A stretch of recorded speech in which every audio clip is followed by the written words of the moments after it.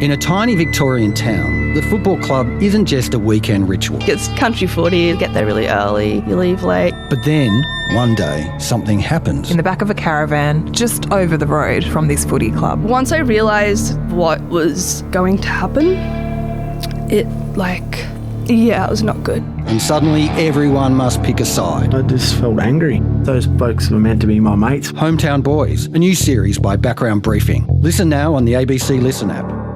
ABC Listen. Podcasts, radio, news, music and more. If you search the name Andrew Tate online, you'll see phrases like the king of toxic masculinity, self-proclaimed misogynist, and human trafficking charges. But none of these phrases are what prompted Andrew Tate and his brother to launch defamation action against an Adelaide YouTuber. Welcome to The Case Of. I'm Claire Rawlinson, standing in for Stephen Stockwell, and today we're looking at what happened when one of the world's most powerful influencers sued one of his most fearless critics, an Adelaide YouTuber who goes by the handle Gadget. Andrew Tate is suing me. Under the handle Gadget, Nathan Pope mostly posts about Andrew and Tristan Tate, self-described misogynists who have massive followings online. What I think is they don't like us contradicting them. The Tate brothers are suing 15 social media users, advocates and lawyers in a Florida court. If you haven't heard of Andrew Tate, he's an influencer who teaches young men and boys how to embody his version of masculinity. He has 11 million followers on X, but he's been removed from other major social platforms for breaching their standards, essentially for hate speech. His estimated wealth is around 700 million. Joining me for today's episode to break down the recent defamation action that the Tate brothers have launched is South Australian ABC reporter George Yankovich. Hi, George. Hi, Claire. George, we'll get to the Tate brothers lawsuit in a moment, but first, how did this story first come on your radar? So it came on my radar in mid-2024 when I was working at the Adelaide Advertiser newspaper here in South Australia. I had ran into Nathan in the course of just looking into, just out of a sense of, I suppose, journalistic curiosity about Andrew Tate. And I discovered Nathan, who goes by the YouTube handle Gadget. He lives in the southern suburbs of Adelaide. For a few years at that point, he'd been making videos essentially looking at the business practices and some of the comments that were being made by Andrew Tate and his brother, as well as business partner Tristan. And the way he describes it is raise awareness about what exactly the effect that this was having on young men. And part of that as well was influenced by his interactions with young men. Nathan at the time was working in a management role where he had a lot of young men coming through, usually their first jobs, not a lot of life experience or qualifications necessarily, who were talking about Andrew Tate. And that was, like many people at the time, Nathan had probably heard his name mentioned in the news or just in passing online. When he heard the way some of his colleagues were talking about Tate, idolising him, really just talking him up to be the best thing since sliced bread, he decided to dig in a little bit deeper, and that's what essentially led him to the real world and scratching away at the surface and seeing what is actually happening behind the doors, so to speak. So he'd making YouTube videos just about gaming and technology and that sort of thing, and he pivoted, and now he dedicates much of his spare time to making videos about the influence of Andrew Tate on young men. And so, I mean, there's a lot that, is already really well known and established about Andrew Tate and his brother Tristan in terms of the fact that they do admit and almost boast about being misogynists, and that a lot of their content is really harmful to both young boys and women. But what were the things then that Nathan Pope was broadcasting about the Tate brothers that they thought really was defamatory? So Nathan had been focusing and zeroing in on an online business that the Tates run called The Real World. It's essentially, on the face of it, a self-improvement course. You pay $50 a month, you gain access to videos about entrepreneurship, about copywriting, marketing, exercise as well, working out and maintaining a good physical form. That's a big part of the image that the Tates present to the world. What he took particular issue with was the business model, and particularly that some of these guys being in there, I mean, we're talking about some users being as young as 12 or 13. They're not the great bulk, but they're certainly there. Saving up money, paying $50 a month for content that they could otherwise source elsewhere. And in particular, Nathan had been drawing attention to the emphasis on recruitment within the real world. So on top of working out every day, doing the courses, doing the online training, the Tates were asking their users to recruit, essentially. So to create anywhere from 3 to 6 videos a day to share on other social media platforms, drawing people into the real world.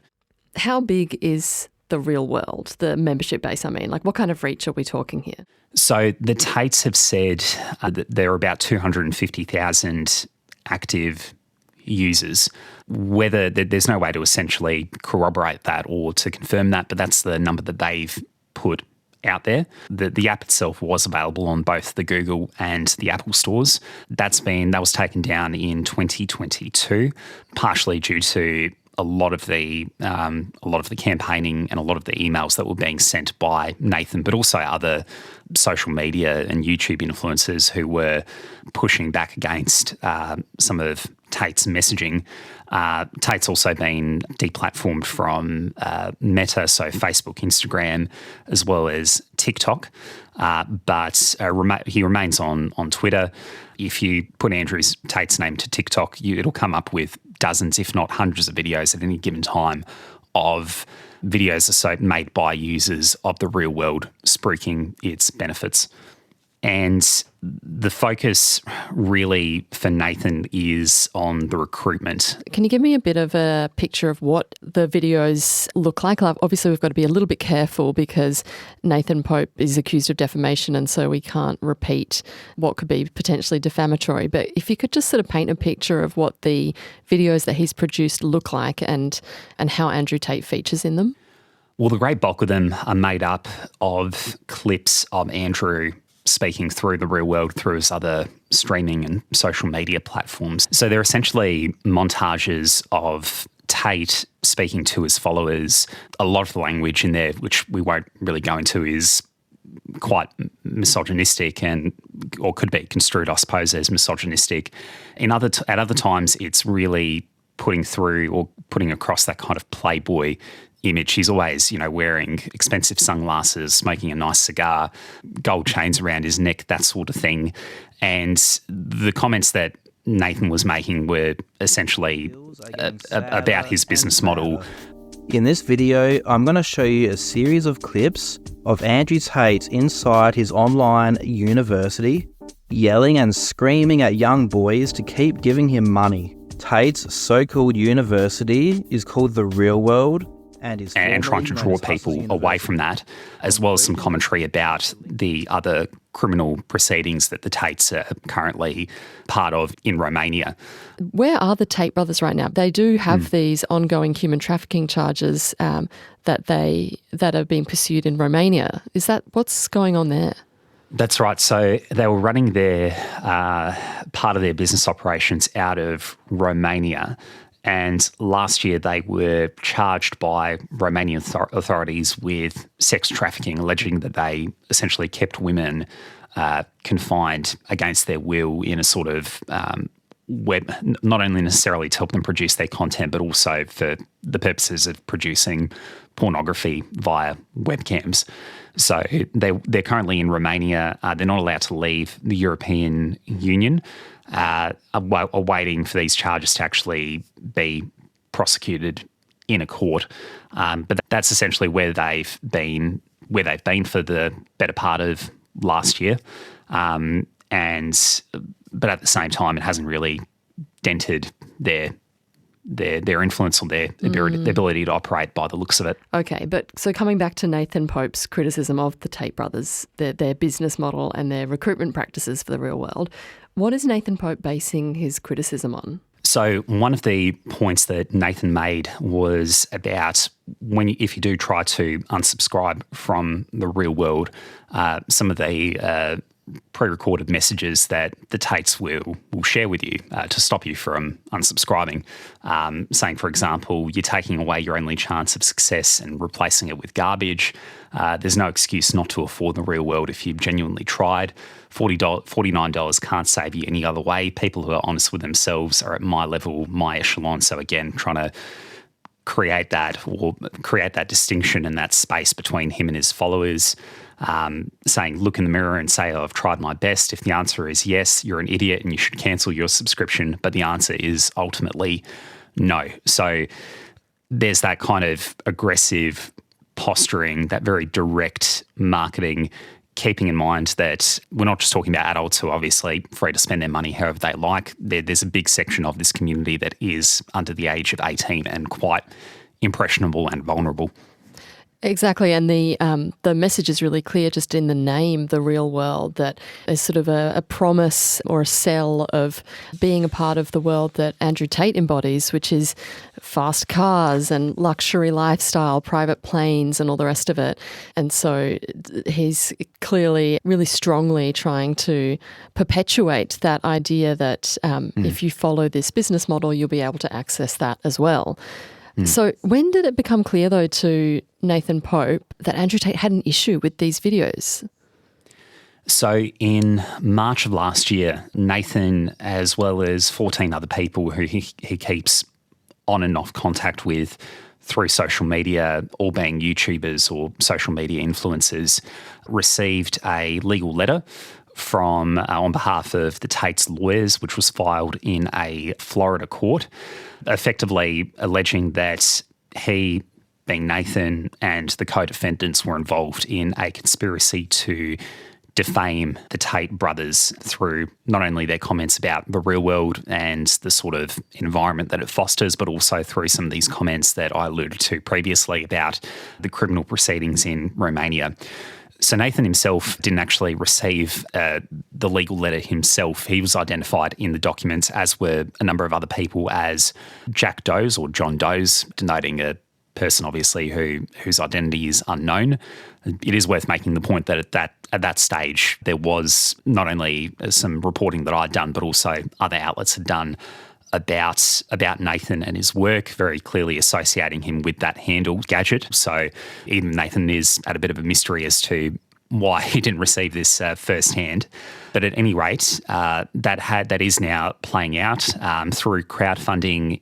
Nathan and his co-defendants have raised about $42,000 to hire a lawyer to represent them in Florida, and that case is playing out as we speak.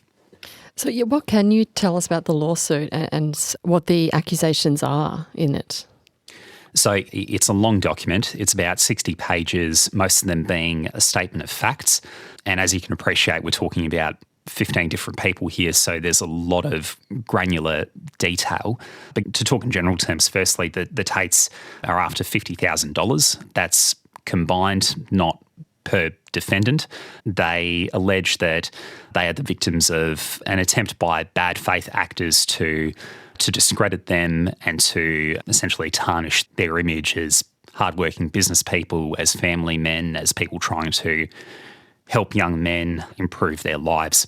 Yeah, it's interesting the figure that they've put with this of, I think it's upwards of $50,000 damages sought, and damages in a defamation case is usually to compensate for lost income as a result of reputational damage.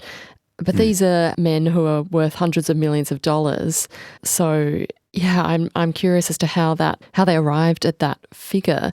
But throughout all of this, it's hard to imagine how, a humble Adelaide YouTuber would be feeling when someone as influential and rich and powerful as Andrew Tate and his brother are suing him. I mean, how has he coped, and what's been his response throughout the past sort of several months of this lawsuit? Well, I've kept in quite regular contact with Nathan. I think initially there was just a bit of surprise. I mean, he has around 18,000 followers. His videos get anywhere from 50,000 to 100,000 views. So he's certainly prominent, but not to the extent of some of his other co-defendants, and not to the extent of some other people who are actively speaking out against Andrew Tate. And keeping in mind as well that he's, lives a relatively modest lifestyle. He was certainly, I think, a little bit taken aback by this. But the impression that I get from him now is that he just wants to see this through to the end as a matter of principle, as I imagine the Tates want to as well. He doesn't seem too threatened. I've noticed he's continued to post videos about Andrew Tate and commenting on this lawsuit since the action was launched last year. But tell me, where is it at the moment, and what did the judge have to say about this action? So the Tates have encountered a bit of a hiccup earlier last month. So Nathan and his co-defendants, through their lawyer, lodged a motion to dismiss, saying that there was essentially no jurisdiction and no reason for why this should be heard in a Florida court, other than the fact that some of the Tates' travel movements overlap with them being in Florida, where they're facing, separate to what's happening in Romania on those sex trafficking charges, some allegations of sexual misconduct in the United States as well. But the lawyer essentially argued that there was no reason why this should be heard in Florida. None of the defendants were based in Florida. There was nothing particularly about their content that was marketed towards that particular section of the country. And it's worth noting as well that the lawyer, through speaking to Nathan, who has in turn spoken to his lawyer, they can't really come to any other idea of why this could have been lodged in Florida. There's nothing necessarily more forgiving or permissive about Florida's defamation laws. And on top of that, there were also some other procedural matters relating to the fact that Nathan and some of his co-defendants weren't named directly and served papers. But essentially the judge in Florida agreed with that and dismissed the suit. The Tates have now lodged an appeal, and Nathan and his co-defendants are now waiting to see the arguments of that appeal. And that's essentially where we are at the moment. It's just a matter of time until the judge once again reconsiders the case. Right, so it's not over, but so far it looks like there need to be really significant changes in the way that this action is brought to have it go before a judge in Florida or potentially go to trial as a defamation suit. It just seems a little like a half-baked first attempt, though, to not even name the people that you're suing them or serve them papers. Am I missing something here, or is this a strategy? I think that your guess is probably as good as anyone's, including mine. Having spoken to Nathan, he's very convinced that this is essentially a bit of performance by the Tates and a bit of posturing. I mean, these are two men with millions and millions of dollars in their bank accounts. $50,000 in damages is not going to really move the dial much for them at all.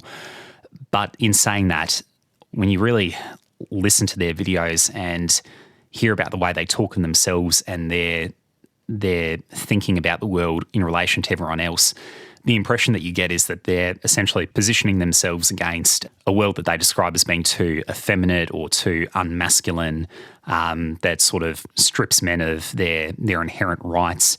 There's a lot there, and I won't really, go into it too much more. But regardless of whichever way this lawsuit goes, this is really going to have the effect of helping them push and promote their brand. So if they win, they're vindicated, and if they lose, then that's something that feeds into the picture of victimisation and the feeling of being wrong done by. Sort of anti-establishment views and picture of the world they essentially present is one where men are under attack. If people who might be familiar with some internet jargon might know the whole idea of the Matrix, the famous 90s movie, and the idea is that they want to help you escape the Matrix and see the world as it actually is, which is a sort of a Darwinian struggle for survival where women act on the behest of and should serve the needs of men. Yep, I've seen the Matrix come up a lot in what I've gleaned in Andrew Tate's X profile recently. Okay, so it's definitely not over yet, but so far it seems it's been a lot of posturing without, at least in the judge's view, sound legal basis for this lawsuit. And now we'll have to see whether they follow through with the appeal and whether or not they'll consider that worth it for them. Yeah, that's essentially right. And they've been on the record as saying that they're happy to spend $1 million if it means just getting $1,000 back, because they want to make a point out of this and make what they call a principled stand. So that's where we are, and it's really just a question now of how the dice fall, and if on the chance that this is dismissed in Florida, it may be the case that the Tates decide to reorientate their legal strategy and file the lawsuit somewhere else. Thank you, George. I'm curious to see where this leads and what comes next. Appreciate you for joining us on the case of, and really great to get your insight into this case. Thanks, Claire. It's been a pleasure. If you have any questions about this case or any of the cases we've covered, just drop us a line at thecaseof@abc.net.au.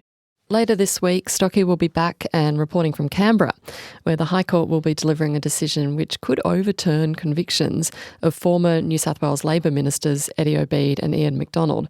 One of them is still in prison, and this decision could see them walk free. High Court reporter Elizabeth Byrne will join Stocky to break down that decision, so make sure you're following The Case Of on ABC Listen so you get the episode as soon as it's dropped on Thursday afternoon. The Case Of is produced by ABC Audio Studios and ABC News. This episode was reported by George Yankovich and presented by me, Claire Rawlinson. Stephen Stockwell is our host. Our supervising producer is Greg Muller, and our executive producer is me, Claire Rawlinson. This episode was produced on the lands of the Wurundjeri and the Kaurna people.